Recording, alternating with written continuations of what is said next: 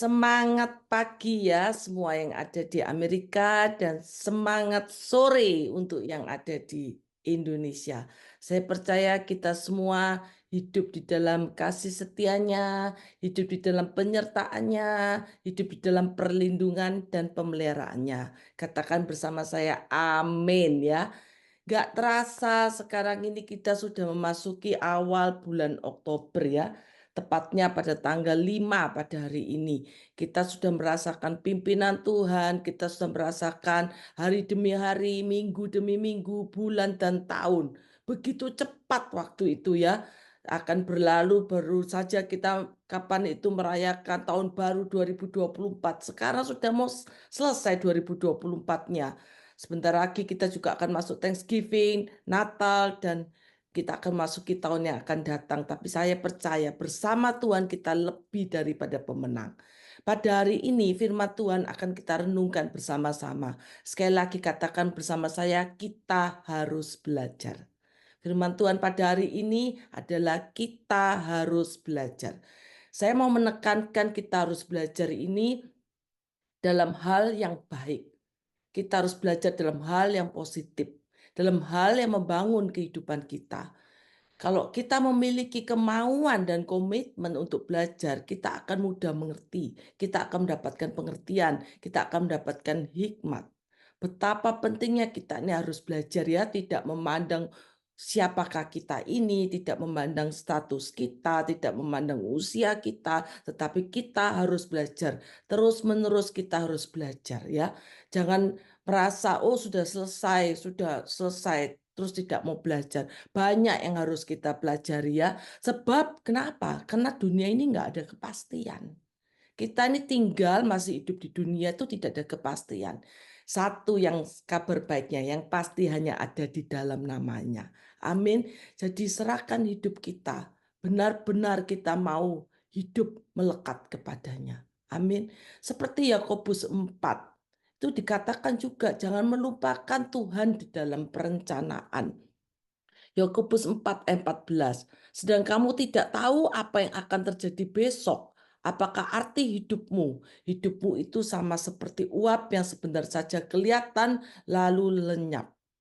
Barusan ini juga ada suatu peristiwa yang sangat menyedihkan.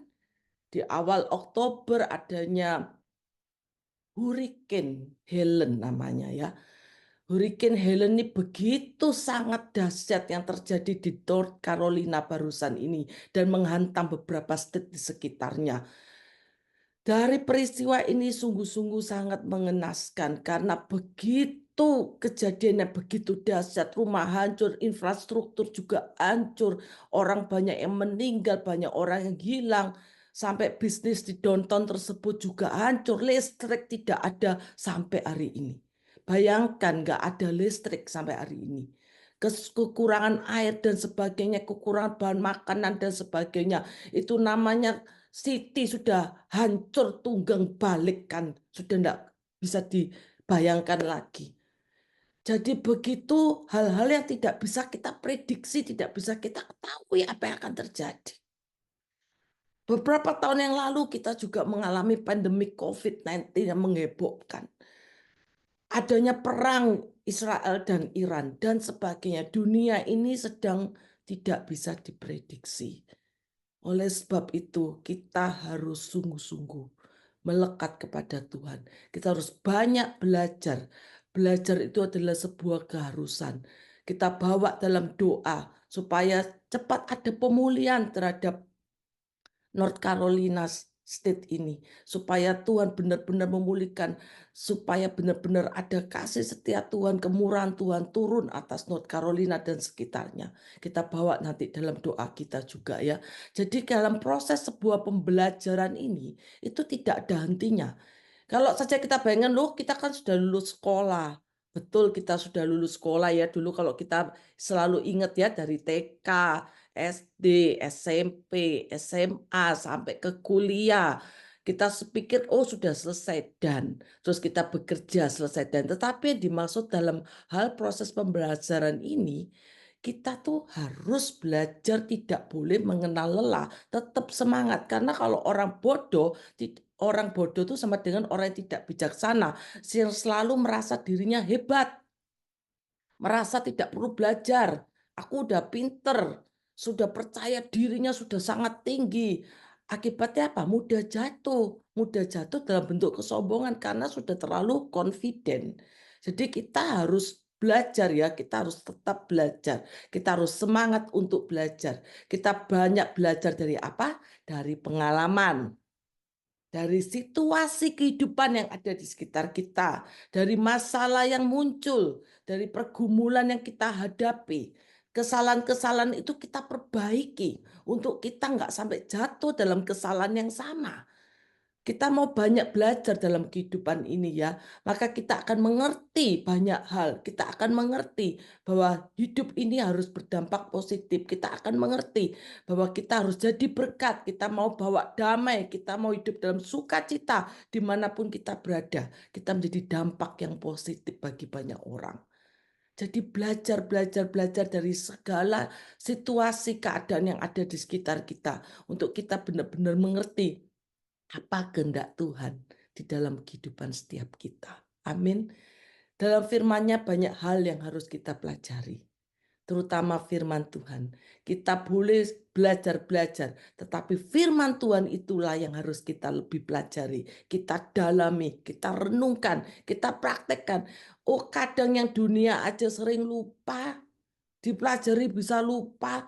Makanya kalau firman Tuhan nggak dibaca-baca, ada yang bilang, lu aku sudah selesai. Perjanjian baru sampai perjanjian lama tak balik lagi. Perjanjian lama, perjanjian baru. Udah selesai, finish, terus nggak perlu buka lagi. Oh tidak, kita buka setiap hari, kita baca, kita renungkan. Supaya apa? Supaya pada saat kita mengalami situasi yang tidak enak, pada saat kita mengalami masalah yang tidak enak dalam hidup kita teringat akan firman Tuhan itu.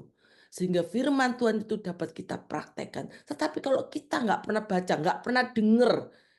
Jadi bukan baca saja, baca, dengar, melakukan. Kalau kita nggak pernah dengar, tidak pernah memasukkan firman di dalam kehidupan kita. Pada saat kita menghadapi situasi, masalah, apapun keadaan kita ini mudah mengambil keputusan sendiri tanpa melibatkan Tuhan. Padahal betapa pentingnya kita itu melibatkan Tuhan di dalam setiap tingkah laku kita, dalam setiap perbuatan kita. Amin. Mari kita buka Amsal 30 ayat 19. Salah satu firman Tuhan yang harus kita pelajari, singkat aja pada hari ini dalam Amsal 30 ayat 19. Kita perhatikan ya, jalan Raja Wali di udara, jalan ular di atas cadas, jalan kapal di tengah-tengah laut, dan jalan seorang laki-laki dengan seorang gadis. Firman Tuhan ini banyak yang sangat kita perlu pelajari. Banyak yang kita pelajari. Ini baru salah satu dari satu ayat, yaitu Amsal 30 ayat 19. Yang pertama, jalan Raja Wali di udara. Semua tahu burung Raja Wali ya. Burung Raja Wali itu besar, kuat, sayapnya kuat, besar, kokoh, patoknya semuanya kuat, kokoh. Dan kalau kita lihat lambangnya aja udah wah, keren gitu ya. Begitu kuat dan kokoh ya, besar kuat. Karena begitu kuatnya sayap burung Raja Wali itu. Dia kalau ada angin, badai, nggak takut. Bukannya tambah turun ke bawah, enggak. Tetapi begitu ada angin dan badai, dia melejit naik, terbang tinggi. Makanya ada pujianku kan terbang tinggi bagai Raja Wali. Amin. Tetapi jangan terbang sendiri ya, bersama Tuhan ya, supaya nggak mudah jatuh. Terbang tinggi bersama Tuhan, melewati badai, menghindar dari segala masalah tuh kita tidak menghindar tetapi dihadapi. Percaya kita tidak sendiri tetapi bersama Tuhan. Sehingga apa? Jangan mudah menyerah. Pelajaran apa yang bisa kita ambil? Jangan mudah menyerah, jangan berputus asa, tetaplah berdoa. Tuhan adalah sumber dari segala jawaban doa kita. Tetaplah berdoa. Firman Tuhan dalam Filipi 4 ayat 6 dikatakan, janganlah hendaknya kamu khawatir tentang apapun juga, tetapi nyatakanlah dalam segala hal keinginanmu kepada Allah dalam doa dan permohonan dengan apa? Dengan ucapan syukur. Maka apa? Damai sejahtera Allah itu akan melampaui segala akal, akan memelihara hati kita dan pikiran kita di dalam Kristus Yesus. Supaya kita nggak berpikir yang aneh-aneh, tetapi kita nggak berpikir negatif, kita mau berpikir positif, kita isi hidup kita oleh firman Tuhan ya. Sekali lagi, pelajaran dari burung Raja Wali ini, jangan mudah putus asa, jangan mudah menyerah, tetaplah berdoa. Tuhan adalah sumber jawaban doa kita. Amin. Yang kedua, jalan ular di atas cadas. Di dalam Amsal ini kenapa dikasih perumpamaan ular ya?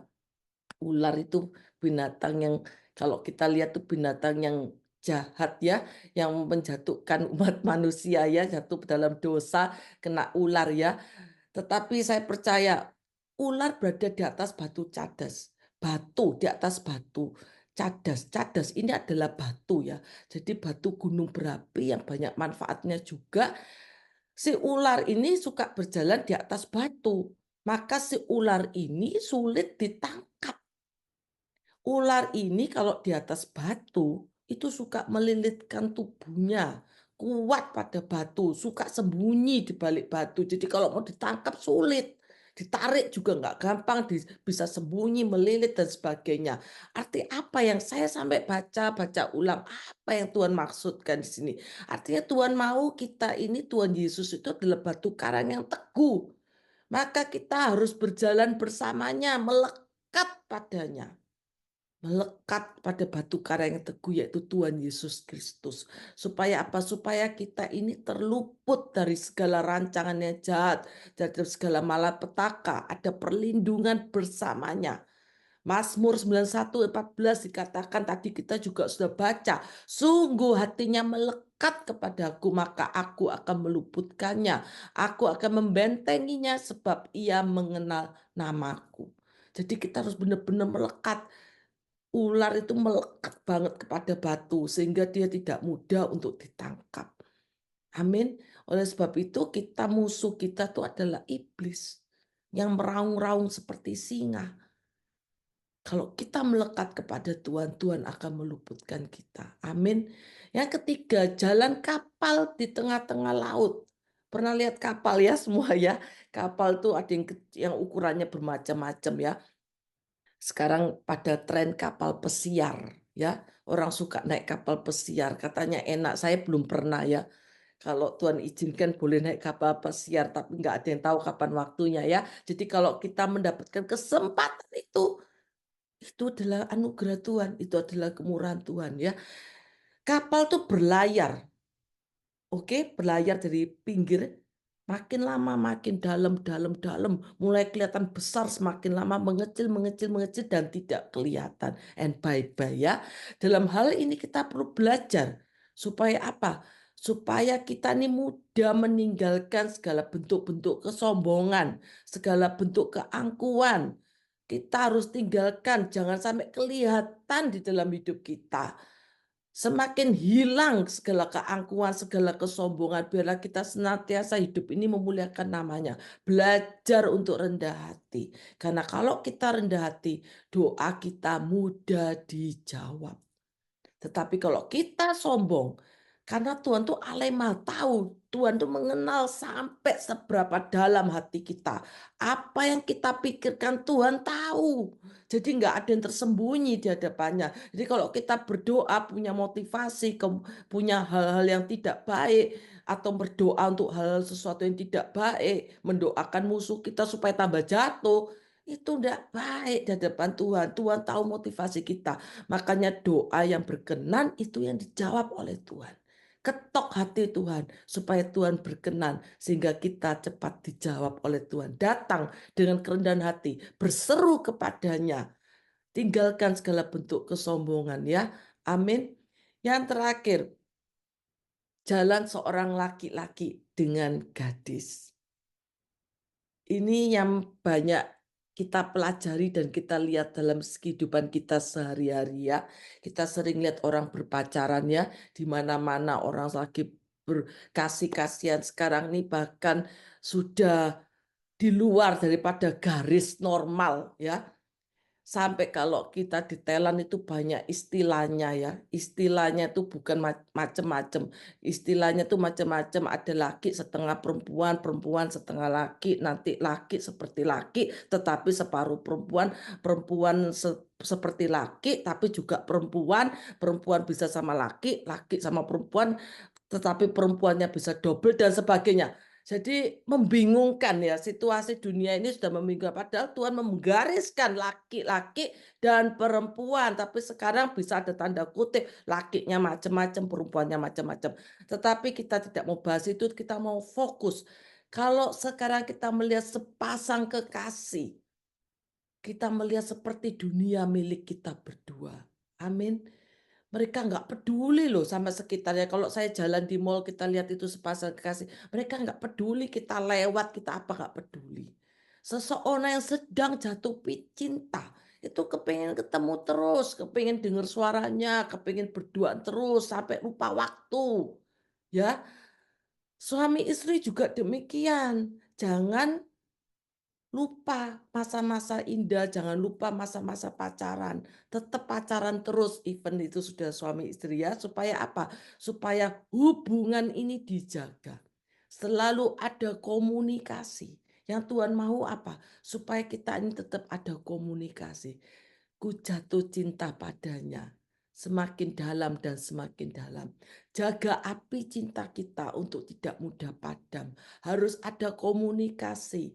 Komunikasinya melewati apa? Baca firman, merenungkan, berdoa setiap saat. Hubungan ini harus dibangun. Hubungan kalau nggak dibangun, itu mudah jatuh.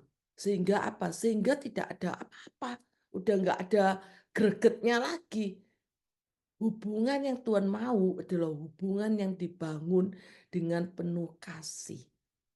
Karena tanpa kasih, itu akan lenyap. Semua yang kelihatan akan lenyap. Karena mungkin waktu pacaran masih bagus, semua bagus.